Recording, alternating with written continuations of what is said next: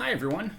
This YouTube video is a collection of Instagram videos that I'd created showing how I make my train banks, starting here at the bandsaw.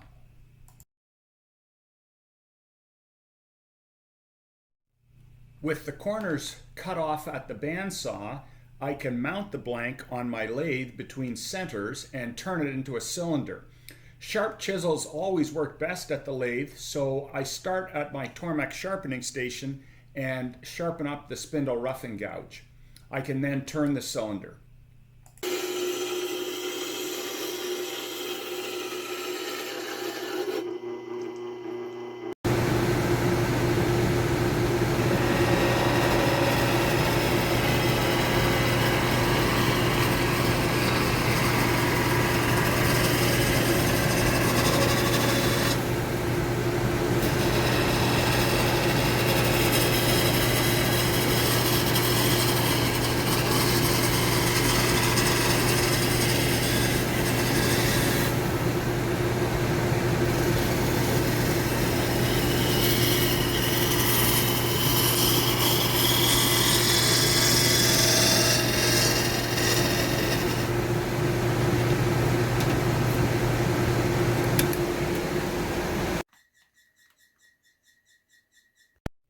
I'm making 8 banks, so I've got 8 cylinders there, and you can also see that turning those 8 cylinders creates a lot of shavings that end up on the floor.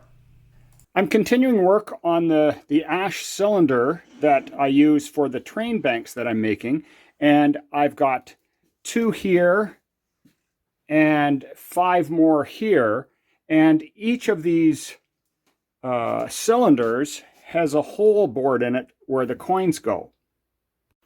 I'm doing the drilling at my lathe, so I've got the cylinder mounted in my one-way chuck. I've got my home-built steady rest assisting so that this thing doesn't wobble at all. And I'm using a 2.5-inch sawtooth bit to do the drilling, and I need to go a full 6 inches into the end grain of this ash.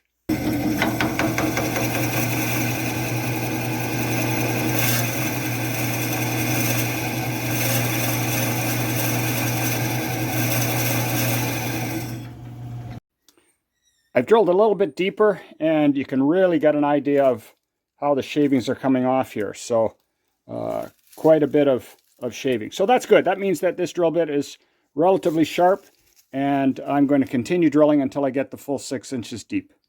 And I'm now at the step where I have to machine into the body for the cab, for the smokestack, and for the axles for the wheels. And this is an ideal situation for the shaper origin. Here's the machining that I want done. So I've got an opening here that doesn't go all the way through. You can see that. And then I've got a further opening here. That's for the coins. The coins go in and they need to fall all the way through. Here's a 1/2-inch hole for the smokestack.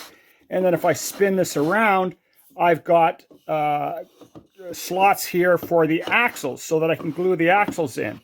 And as I said, I've done those steps at the shaper origin, and I'll show you how I do that.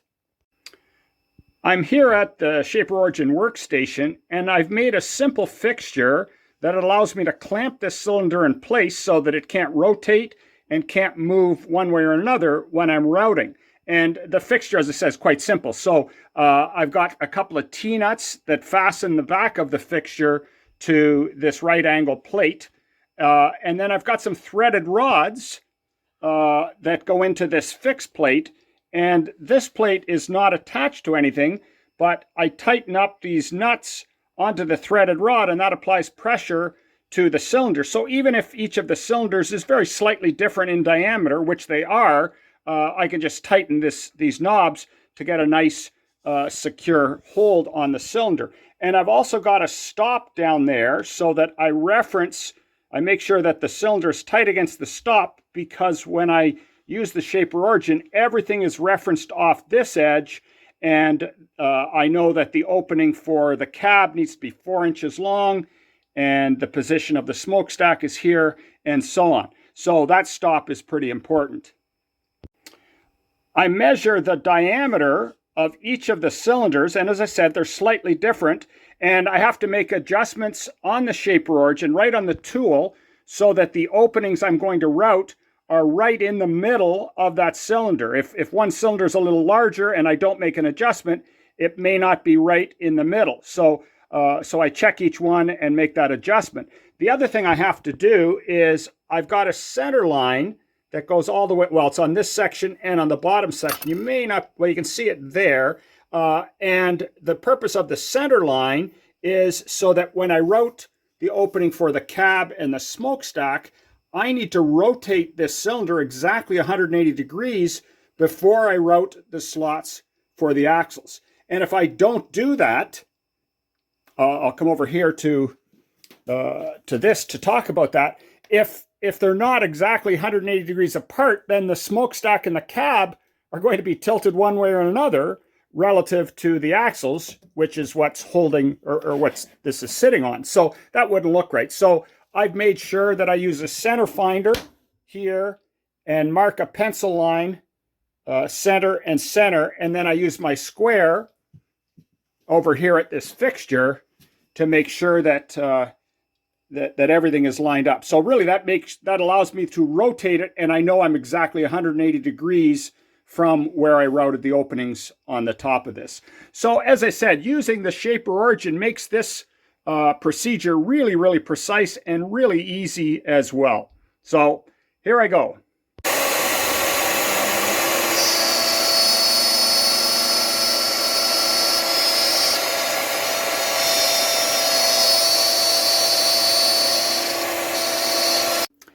I didn't show you too much of the routing step because there isn't really much to see, but this is the end result after a couple of minutes of work.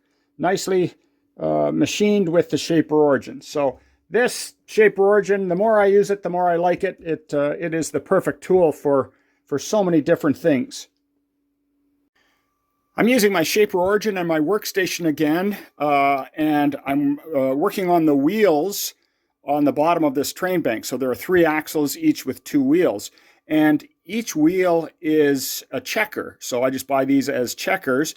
And I need to route an opening on the back of the wheel for this approximately 1/2 inch diameter dowel. So that's a perfect application for the shaper origin because I can adjust the fit so that it's relatively tight on this dowel. And I've got a number of dowels and they vary in diameter, plus or minus, say, probably 30 thou. Ideally, each of the checkers would be exactly the same diameter, but what I found is that they vary slightly. So using my shaper origin, I've routed 3 different sized openings, and depending on the checker, I can get a good friction fit in one of these 3 openings. And I've also routed a hole all the way through so that when the checker is in there fairly tightly, I can then push my thumb up and pop the checker out after I route the hole or the recess for the axle. When I install the axles and the wheels on the train bank, I want all 6 wheels to make contact with a flat surface so that the bank doesn't wobble at all. And remember that I said that these checkers, which I'm using for the wheel, vary slightly in diameter. So if they were all identical in diameter, that would be easy. But because they vary slightly in diameter, I had to figure out a way to account for that so that I could get all 6 wheels touching a surface. Well, the shaper origin makes it really easy to account for the fact that these wheels are not all identical in diameter. And what I do is the hole that I machine for the axle, that the axle is going to go in, rather than having that hole exactly in the center of each of these checkers, I offset it by 15 thousandths of an inch so that it's not in the center, but it's slightly offset. And then when I attach the axles, so I glue the axles onto the body first, and then when I'm gluing on each wheel, I can rotate it. And because the hole in the center, well, it's not in the center because it's offset, as I rotate that, I can make sure that all 6 wheels contact the flat reference surface at the same time.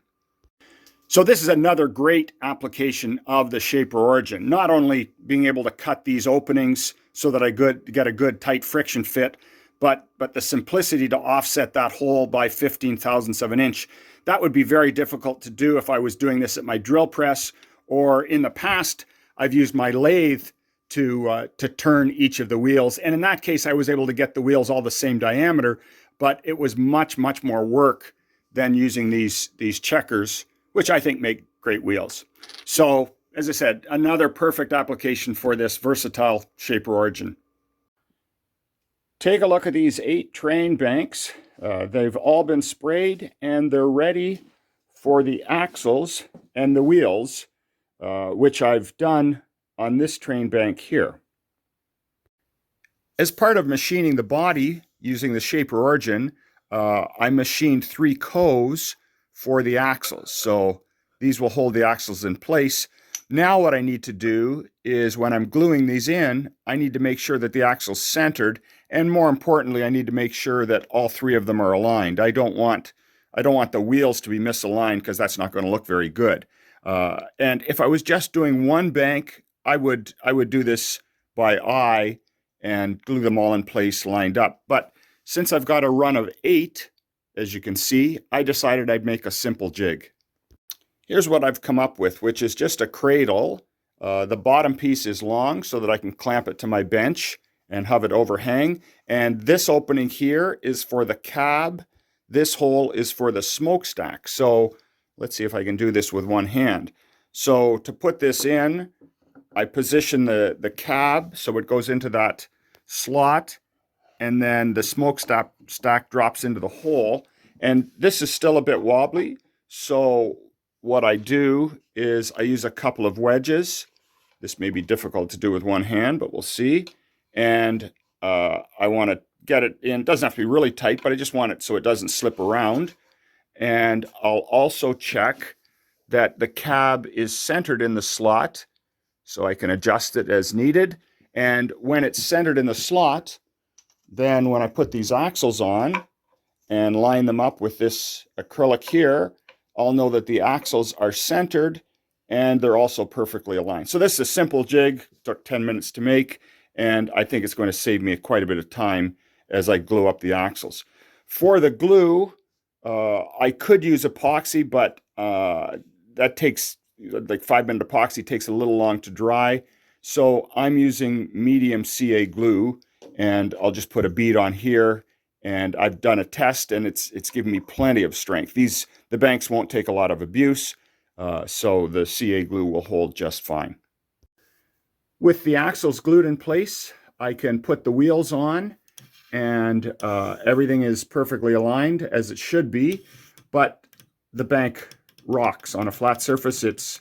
You can hear it rocking there. And when I machined the opening in the wheels for the axles, the hole was slightly off center, and that's because these wheels are not all identical in size. So now what I can do is I can rotate each wheel. It kind of acts like a cam because of the hole being off center, and I can rotate all 6 until they make contact, until all 6 of them make contact on my bench or a flat surface, and then I can use CA glue. And I'll just put a couple drops where the wheel and the axle meet, and that thin CA glue will wick in and give me a good tight bond.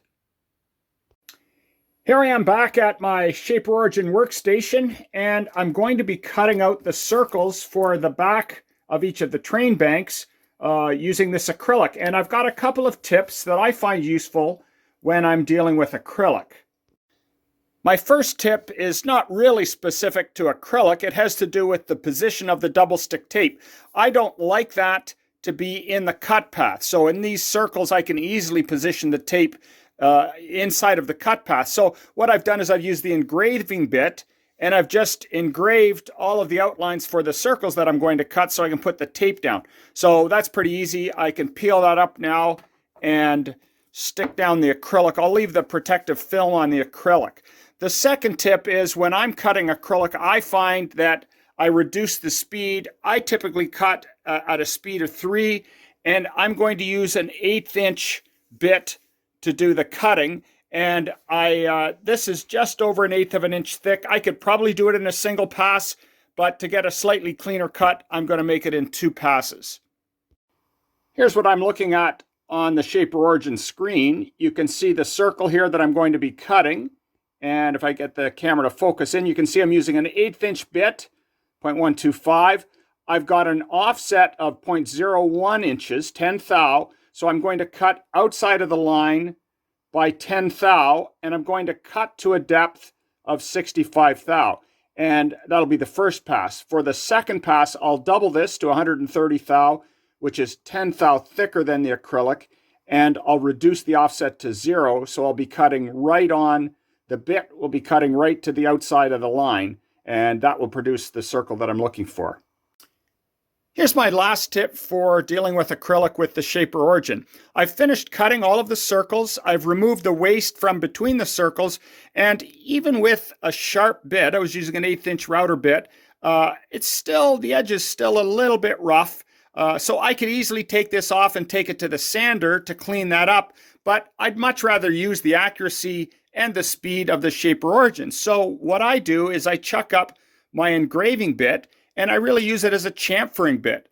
So I set the depth to, in this case, half the thickness of this acrylic, 60 thou deep, and just run the bit around using the shaper origin, and it adds that bevel, very slight bevel, and just cleans it up so you've got a nice smooth edge. And it's really quick and accurate to do with the shaper origin. So those are my tips for dealing with acrylic, which works perfectly well with the shaper origin. Thanks for following along, everyone. The last step on the bank was to add the acrylic back panel so the coins don't fall out. And that's been done on all 8 of these.